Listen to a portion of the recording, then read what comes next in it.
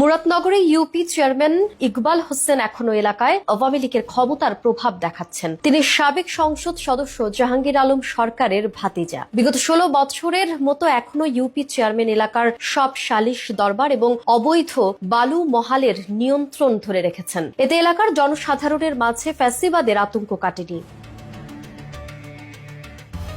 এদিকে আওয়ামী লীগের 16 বছর সব ধরনের অপকর্ম করে ওই ইউপি চেয়ারম্যান এখনো কিভাবে বহাল তবিয়তে থাকেন, এমন নানা প্রশ্নে এলাকাবাসীর মাঝে ঘুরপাক খাচ্ছে। তবে স্থানীয় বিএনপি নেতাদের ম্যানেজ করেই তিনি তার রাজত্ব চালিয়ে যাচ্ছেন বলে দাবি এলাকাবাসীর। সরেজমিনে জানা গেছে, কুমিল্লার 3 মুরাদনগর আসনের সদ্য সাবেক সংসদ সদস্য এবং জেলা আওয়ামী লীগের সাবেক সাধারণ সম্পাদক জাহাঙ্গীর আলম সরকারের ভাতিজা ইকবাল হোসেন সরকার। বিগত ইউপি নির্বাচনে ইকবাল হোসেন সরকার চাচার প্রভাবে নৌকা প্রতীকে উপজেলার বাঙ্গারা বাজারে থানাধীন রামচন্দ্রপুর উত্তর ইউনিয়নের চেয়ারম্যান নির্বাচিত হন।